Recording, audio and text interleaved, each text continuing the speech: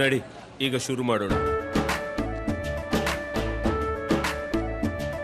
ಕೇಸರಿಯಿಂದ ಮನೋಲ್ಲಾಸ ಮನಸ್ಸು ಮತ್ತೇರಿ ಕುಣಿದಾಡಿದೆ ನೋಡು, ಮನಸ್ಸು ಮತ್ತೇರಿ ಕುಣಿದಾಡಿದೆ ನೋಡು. ಕ್ಷಣ ಕ್ಷಣವೂ ಆಚರಿಸಿ ಕೇಸರಿ ಹಬ್ಬ. ವಿಮಲ್ ಬಾಯಲ್ಲಿ ಹೇಳಿ ಕೇಸರಿ. ರಾಜೇಗೌಡ್ರೆ, ಕಾಂಗ್ರೆಸ್ನ ಅಧಿಕೃತ ಟ್ವಿಟರ್ ಹ್ಯಾಂಡಲ್ನ ತೆಗೆದ್ರೆ ಖರ್ಗೆ ಅವರ ಭಾವಚಿತ್ರದ ಜೊತೆಗೆ 371 ಬಗ್ಗೆ ಬಹಳ ಅಚ್ಚುಕಟ್ಟಾಗಿ ವಿತ್ ನಂಬರ್ ಸ್ಟಾಟ್ಸ್ ಜೊತೆಯಲ್ಲಿ ಟ್ವೀಟ್ ಮಾಡಿದಿರಿ. ಅದು ಕೇವಲ ಟ್ವಿಟರ್ಗೆ ಮಾತ್ರ ಸೀಮಿತನಾ? ಆಚೆ ಬಂದು ಮೈಕ್ ಹಿಡಿದ್ರೆ ಸಾಕು, ನೋಡಿದ್ರ ಪ್ರಜ್ವಲ್ ರೇವಣ್ಣ, ನೋಡಿದ್ರ ಮೈತ್ರಿ ಅವರು ಎಂತ ಕೆಲಸ ಮಾಡಿದ್ದಾರೆ, ಇದಕ್ಕಿಂತ ಘನಘೋರವಾದ, ಹೌದು ಖಂಡನೀಯವಾದಂತಹ ಆರೋಪವೇ ಇದು. ಸತ್ಯ ಅಂತ ಹೇಳಿ ಸಾಬೀತಾದ್ರೆ ಇಂಥದ್ದೊಂದು ದುರಂತಕ್ಕೆ ಈ ನಾಡು ಸಾಕ್ಷಿ ಆಯಿತಲ್ಲ ಅಂತೇಳಿ ನೀವು ಎಲ್ಲರೂ ಕೂಡ ಮರುಕ ವ್ಯಕ್ತಪಡಿಸಲೇಬೇಕು, ಅಸಹ್ಯ ವ್ಯಕ್ತಪಡಿಸಲೇಬೇಕು. ಆದ್ರೆ 371 ಬಗ್ಗೆ ಚರ್ಚೆ ಟ್ವಿಟರ್ ನಲ್ಲಿ ಜನರಿಗೆ ಹೆಚ್ಚಾಗಿ ತಲುಪುವಂತಹ ವೇದಿಕೆಗಳಲ್ಲಿ ಚರ್ಚೆ ಆಗ್ಬೇಕಾಗಿರೋದು ಪ್ರಜ್ವಲ್ ರೇವಣ್ಣ ಅವ್ರ ಬಗ್ಗೆ. ಈಗ ನೋಡಿ, ನಾವು ಈಗ ಈ ಚುನಾವಣೆ ನೀವು ಗಮನಿಸಿದಾಗ ನಾವು ರಾಜ್ಯದಲ್ಲಿ ಕಳೆದ 1 ವರ್ಷ ನಾವೇನು ಗ್ಯಾರಂಟಿ ಯೋಜನೆಗಳು ಕೊಟ್ಟೆ ಅದ್ರ ಬಗ್ಗೆ ನಾವು ಚರ್ಚೆ ಮಾಡ್ತಾ ಇರೋದು. ಅತಿ ಹೆಚ್ಚು 99% ಅದ್ರ ಬಗ್ಗೆನೆ. ಇನ್ನು ಮುಂದಿನ ಕೇಂದ್ರದಲ್ಲಿ ನಾವು ಅಧಿಕಾರಕ್ಕೆ ಬಂದ್ರೆ ಇನ್ನು ಯಾವ ಗ್ಯಾರಂಟಿಗಳನ್ನ ಕೊಡ್ತೀವಿ, ಮಹಾಲಕ್ಷ್ಮಿ ಯೋಜನೆ ಕೊಡ್ತೀವಿ, ಈ ರೀತಿಯ ಯೋಜನೆಗಳು ಕೊಡ್ತೀವಿ ಅಂತ ನಾವು ಅದ್ರ ಬಗ್ಗೆನೇ ಫೋಕಸ್ ಮಾಡಿ ಜನಗಳಿಗೆ ಅದನ್ನೇ ಮನವರಿಕೆ ಮಾಡ್ಕೊಡ್ತಾ ಇರೋದು. ಆದ್ರೆ ಯಾವಾಗ ಬಿಜೆಪಿಯವರು ನಕಾರಾತ್ಮಕವಾದಂತಹ ಪ್ರಚಾರಗಳನ್ನ, ಸುಳ್ಳು ಪ್ರಚಾರಗಳನ್ನ ಶುರು ಮಾಡಿದ್ರು, ನಾವು ಅದಕ್ಕೆ ಉತ್ತರ ಕೊಡಲೇಬೇಕಾದ ಪರಿಸ್ಥಿತಿ. ಈಗ ನೋಡಿ, ಪ್ರಜ್ವಲ್ ರೇವಣ್ಣ ವಿಷಯದಲ್ಲಿ ನಮ್ಮದೇನು ಒಂದು ಅದೇನು ಪ್ರಕರಣ ಆಗಿದೆ, ಅದು SIT ಆಗ್ತದೆ, ತನಿಖೆ ತಗೊಂತದೆ. ಆದ್ರೆ ಒಂದು ಕೇಂದ್ರ ಗೃಹ ಸಚಿವರೇ ಹೇಳ್ಬಿಟ್ರಲ್ಲ, ನಿಮಗೆ ಗೊತ್ತಿತ್ತು ಒಕ್ಕಲಿಗ ವೋಟ್ ಬ್ಯಾಂಕ್ ಇರೋ ಜಾಗದಲ್ಲಿ ಚುನಾವಣೆ. ಈಗ ಬಿಜೆಪಿಯ ನಾಯಕ 2023 ಡಿಸೆಂಬರ್ ಅಲ್ಲಿ ಅಮಿತ್ ಶಾ ಅವರಿಗೆ ಪತ್ರ ಬರೀತಾರೆ. ಬಿಜೆಪಿಯ ನಾಯಕ ಬರ್ದಿರೋ ಪತ್ರ, ನಾವು ಅದು ನಮ್ಗೆ ಸಂಬಂಧ ಇಲ್ಲ. ಬಿಜೆಪಿ ನಾಯಕನ ಹತ್ರ ಇದೇ ಪೆನ್ ಡ್ರೈವ್ ನಾನು ತಂದು ಕೊಟ್ಟಿದ್ದಾನೆ ಆತ ಅಂತ ಹೇಳಿದ್ದಾನೆ. ಯಾರು? ಅದೇ ಈಗ ಒಳನರಸೀಪುರದ ಅಭ್ಯರ್ಥಿ, ಬಿಜೆಪಿ ಅಭ್ಯರ್ಥಿ. ಆತನಿಗಿತ್ತಂತಹ ಮಾಹಿತಿ ಆತ ಅಮಿತ್ ಶಾ ಜೊತೆಗೆ ಹಂಚ್ಕೊಂಡಿರುವಂಥದ್ದು. ಈಗ ಟಿಕೆಟ್ ಕೊಡಬೇಕಾದಾಗ ಅಮಿತ್ ಶಾ ಅವರಾಗ್ಲಿ, ನರೇಂದ್ರ ಮೋದಿ ಅವರಾಗ್ಲಿ ಕ್ಯಾಂಡಿಡೇಟ್ನ ಸ್ಕ್ರೂಟಿನಿ ಮಾಡ್ದಲ್ಲೇ, ಅಭ್ಯರ್ಥಿಯ ಹಿನ್ನೆಲೆ ತೆಗೆದುಕೊಳ್ದಲ್ಲೇ, ಅಭ್ಯರ್ಥಿಯ ಜನಪರವಾಗಿ ಏನ್ ಮಾತಾಡ್ತಾ ಇದ್ದಾರೆ, ಜನರು ಏನ್ ಪರವಾಗಿ ಮಾತಾಡ್ತಾ ಇದ್ದಾರೆ ಅಂತ ತಿಳ್ಕೊಳ್ದಲ್ಲೇ ಅಭ್ಯರ್ಥಿಗೆ ಟಿಕೆಟ್ ಕೊಡೋದಿಲ್ಲ ಅವರು. ಗೊತ್ತಿದ್ದು ಟಿಕೆಟ್ ಅನ್ನ ಕೊಟ್ಟು, ಗೊತ್ತಿದ್ದು ಸಾವಿರಾರು ಮೈಲಿಗಳಿಂದ ಬಂದು ಇಲ್ಲಿ ಪ್ರಚಾರ ಮಾಡಿ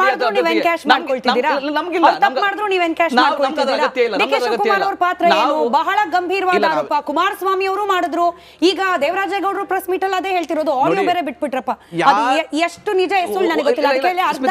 ಇದ್ರೊಳಗೆ ಏನ್ ಗೊತ್ತಾ, ಯಾರು ದೌರ್ಜನ್ಯ ಎಸಗಿದ್ರು, ಯಾರು ವಿಡಿಯೋ ಮಾಡಿದ್ರು, ಯಾರು ಅಭ್ಯರ್ಥಿ ಯಾರು, ಆ ವ್ಯಕ್ತಿ ಯಾರು, ಯಾರು ಈ ವಿಡಿಯೋಗಳನ್ನ ಗೌಪ್ಯವಾಗಿ ಸಂಗ್ರಹ ಮಾಡಿ ಇಟ್ಕೊಂಡಿದ್ರು, ಯಾರು ಇದನ್ನ ಬಹಿರಂಗ ಮಾಡಿದ್ರು, ಇದು ತನಿಖೆ ಆಗ್ತಾ ಇರ್ಬೇಕಾದ್ರೆ ಯಾರ ನಾವು ಮಾತಾಡ್ಬಿಟ್ರಂತೆ, ಇವ್ರು ಮಾತಾಡ್ಬಿಟ್ರಂತೆ, ಅದೆಲ್ಲ ಮುಖ್ಯ. ಗಂಭೀರವಾದ ಪ್ರಕರಣದಲ್ಲಿ SIT ತನಿಖೆ ಮಾಡ್ತಾ ಇದೆ. ತಪ್ಪಿಸರಿಗೆ ಶಿಕ್ಷೆ ಆಗ್ಲಿ, ಇನ್ನೂ ಆಳ ಆಗಲ್ಲ, ವಿಸ್ತಾರ ಮಾಡ್ಕೊಳ್ಳಿ. ಬಿಜೆಪಿ ಯಾವ ನಾಯಕರಿಗೆ ಗೊತ್ತಿತ್ತು, ಮಾಹಿತಿ ಗೊತ್ತಿತ್ತು, 6 ತಿಂಗಳು ಮುಂಚೆ ಯಾವ ನಾಯಕರಿಗೆ ಗೊತ್ತಿತ್ತು ಅಂತ ಕೂಡ ಅದು ಸೇರಿಸ್ಕೊಳ್ಳಿ.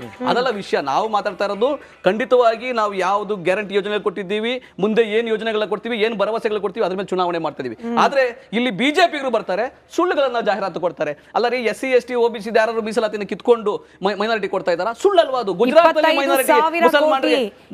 25,000 ಕೋಟಿ ದಲಿತರಿಗೆ, ಹಿಂದುಳಿದವರಿಗೆ ಸಿಗಬೇಕಾದ ಅನುದಾನ ಕಸ್ಕೊಂಡ್ಬಿಟ್ರು ಕಾಂಗ್ರೆಸ್. 4 ಲಕ್ಷ ಕೋಟಿ ರೂಪಾಯಿ ತೆರಿಗೆ ಬೆಂಗಳೂರು ಕರ್ನಾಟಕದಿಂದ ಡೆಲ್ಲಿಗೆ ಹೋಗ್ತದೆ, ವಾಪಸ್ ಬರ್ತದೆ 50,000 ಕೋಟಿ ರೂಪಾಯಿ. ಅಲ್ಲ ರೀ, ನಮಗೆ 100 ರೂಪಾಯಿ ಕೊಟ್ರೆ 13 ರೂಪಾಯಿ ವಾಪಸ್ ಬರ್ತಾ ಇದೆ. ಇಂತಹ ತಾರತಮ್ಯ ಅನ್ಯಾಯ ಮಾಡ್ತಾರೆ ಕೇಂದ್ರ ಸರ್ಕಾರನ, ರಾಜ್ಯ ಸರ್ಕಾರನ. ಅನ್ಯಾಯ ಆಗ್ತಾ ಇರೋದು ಯಾರಿಗೆ? ಕರ್ನಾಟಕ ಜನತೆಗೆ, ಕರ್ನಾಟಕಕ್ಕೆ ಅನ್ಯಾಯ ಆಗ್ತಾ ಇರೋದು. ಅದನ್ನ ಕೇಳುವಂತ ಧೈರ್ಯವಾಗಿ ಅರ್ಥ ಆಯ್ತು. ಮೋಹನ್ ವಿಶ್ವ ಅವರ ಅವ್ರ ಪ್ರಶ್ನೆಗೂ ನೀವು ಉತ್ತರ ಕೊಡಿ. ಅದರ ಜೊತೆಗೆ ಎಂಥ ಪ್ರತಿಷ್ಠೆಯ ಕಣ ರೀ, ಇಬ್ರು ಮಾಜಿ CMಗಳು ನಿಮ್ ಪಕ್ಷದಿಂದ ಕಣಕ್ಕಿಳಿದಿರೋದು, ಒಬ್ರು ಮಾಜಿ ಮಂತ್ರಿಗಳು ಕಣಕ್ಕಿಳಿದಿರೋದು, ಇಂತಹ 8 ಮಂದಿ ಹಾಲಿ ಸಂಸದರು. ಇಂಥ ಪ್ರತಿಷ್ಠೆಯ ಕಣದಲ್ಲಿ ನೀವೀಗ ಪ್ರಜ್ವಲ್ ರೇವಣ್ಣ ಅವ್ರ ಪ್ರಕರಣದಿಂದ ಮುಜುಗರಕ್ಕೆ ಒಳಗಾಗಿ ಯಾವುದನ್ನ ಹೆಂಗ್ ಬ್ಯಾಲೆನ್ಸ್ ಮಾಡ್ತೀರಿ ಅನ್ನೋ ಗೊಂದಲದಲ್ಲಿ ಸಿಲುಕ್ಬಿಟ್ಟಿದ್ಯಾ ಬಿಜೆಪಿ ಪಕ್ಷ ಅಂತ?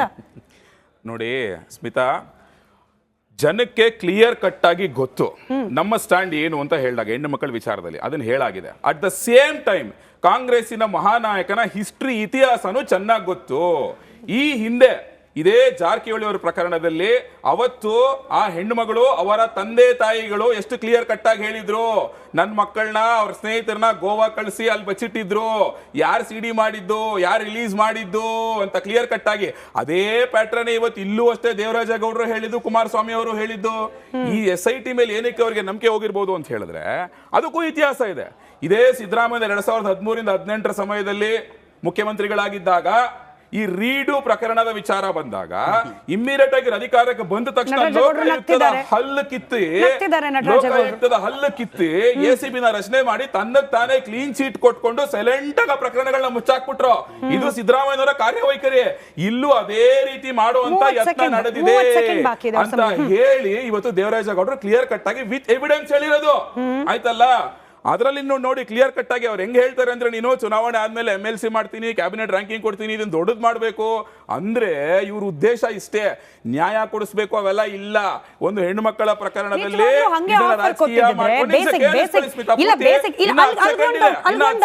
ಅದು ಮತ್ತೆ ಒಂದು 30 ಸೆಕೆಂಡ್ ಎಕ್ಸ್ಟ್ರಾ ಮಾಡೋಣ. ಅಲ್ಲಿಗೆ ಒಂದು ಡೌಟ್, ನಿಜವಾಗ್ಲೂ DK ಶಿವಕುಮಾರ್ ಅವ್ರು ಆಫರ್ ಕೊಟ್ಟಿದ್ದೆ ಆದ್ರೆ ಈಗ ಮಾಧ್ಯಮದವ್ರ ಮುಂದೆ ಅಷ್ಟು ಮಾತ್ರ ಆಡಿಯೋ ಕೇಳಿಸಿ ಆಫರ್ ಕೊಟ್ಟಿದ್ದನ್ನ ಹೈಡ್ ಮಾಡಿದ್ ಯಾಕೆ? ಅಲ್ಲ, ಅನುಮಾನ ಬರಲ್ವಾ? ಬರಲ್ವಾ ಅನುಮಾನ? ಅಷ್ಟು ಮಾತ್ರ ಕೊಟ್ಟಿದ್ದಕ್ಕೇನೆ ಸರ್ ಏನ್ ಹೇಳೋರು, ತನಿಖೆ ನಡಿಬೇಕಾದ್ರೆ ಇದನ್ನೆಲ್ಲ ಮಾಡಬಾರ್ದಾಗಿತ್ತು ಅಂತ ಹೇಳ್ಬಿಟ್ರು. ಮಾಡಬಾರ್ದಾಗಿತ್ತು, ಪೂರ್ತಿ ತೋರಿಸಬೇಕಾಗಿತ್ತು. ಅದಕ್ಕೆ ಪೂರ್ತಿ ಕೇಳಿಸ್ಕೊಳ್ಳಿ. ಯಾವಾಗ ಅವ್ರಿಗೆ ತಮ್ಮನ್ ತಾವು ಫಿಟ್ ಮಾಡಿ, ಯಾಕಂದ್ರೆ ಕಾಂಗ್ರೆಸ್ ಇತಿಹಾಸ ಇದೆಯಲ್ಲ, ತಮ್ಮಗ್ ತಾವೇ ಕ್ಲೀನ್ ಚಿಟ್ ಕೊಟ್ಕೊಳ್ಳೋದು, ಇವ್ರನ್ನ ಫಿಟ್ ಮಾಡೋದು, ಎಲ್ಲ ಮಾಡೋದು ಎದುರಾಕೊಂಡು ಚುನಾವಣೆಗೋಸ್ಕರ. ಯಾವಾಗ ಅವ್ರಿಗೆ ಅದ್ರ ಮೇಲೆ ಅನುಮಾನ ಬರುತ್ತೋ ಆಗ ಅವ್ರಿಗೆ ವಿಧಿ ಇಲ್ಲ, ಹೇಳಬೇಕಾದಂತ ಪರಿಸ್ಥಿತಿ ಬಂದಿರ್ಬೋದು, ಅದಕ್ಕೆ ಬಂದು ಹೇಳಿರ್ಬೋದು ಅವರು. ಇವಾಗ ಇವ್ರಿಗೆ ಯಾವ ರೀತಿ ಇವ್ರಿಗೆ ಇಷ್ಟ ಬಂದಾಗ ನಮ್ಗೆ CBI ಮೇಲೆ ನಂಬಿಕೆ ಇಲ್ಲ, SIT ಮೇಲೆ ನಂಬಿಕೆ ಇದೆಯೋ ಅಂತ ಹೇಳಿದ್ರೆ, ಹಂಗೆ ಇವ್ರ ಕೆಳಗಡೆ ತಾರೆ ಅದು SIT, ಅದಕ್ಕೋಸ್ಕರ ಅವ್ರು ಹೇಳಿರ್ಬೋದು ಅದರಲ್ಲಿ, ಮತ್ತಿನ್ನೇನು ಇಲ್ಲ ಅಲ್ಲಿ. ಆಯ್ತಲ್ಲ, ಇದನ್ನೇ ಅವತ್ತಿಂದಾನು ಹೇಳ್ಕೊಂಡ್ ಬರ್ತಾ ಇರೋದು.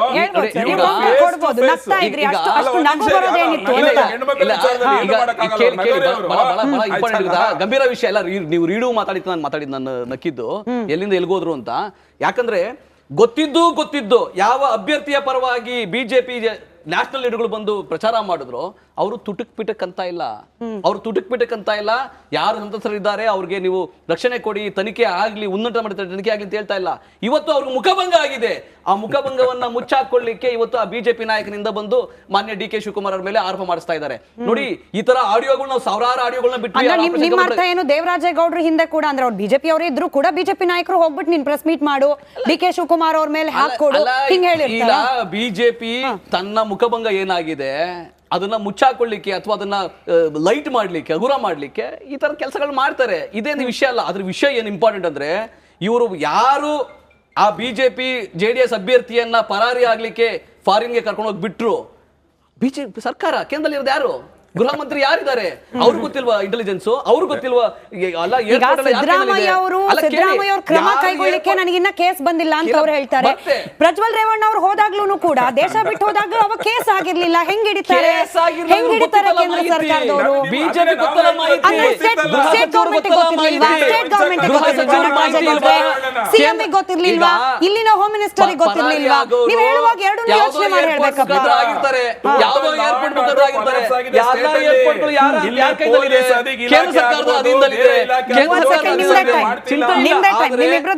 ಆದರೆ ಇವತ್ತು ಏನಾಗಿದೆ ಅಂದ್ರೆ, ಬಿಜೆಪಿಯವರು ತಮ್ಗಾಗಿರೋ ಮುಖಭಂಗವನ್ನ ಅದನ್ನ ಅಳಿಸಾಕಬೇಕು. ಅವ್ರಿಗೆ ಚುನಾವಣೆ ಮೇಲೆ ಇದೇನು ಪ್ರಭಾವ ಬೀರುತ್ತೆ ಬೇರೆ ವಿಷಯ, ಆದರೆ ಅವರ ಹಿರಿಯ ನಾಯಕರ ಮೇಲೆ ಟಾರ್ಗೆಟ್ ಆಗ್ತಾ ಇದೆ. ಯಾಕಂದ್ರೆ ನಿಮ್ಗೆ ಗೊತ್ತಿದ್ದು ಬಂದು ಪ್ರಚಾರ ಮಾಡಿದ್ರಿ, ಗೊತ್ತಿದ್ದು ಮೌನ ವಹಿಸಿದ್ದೀರಿ.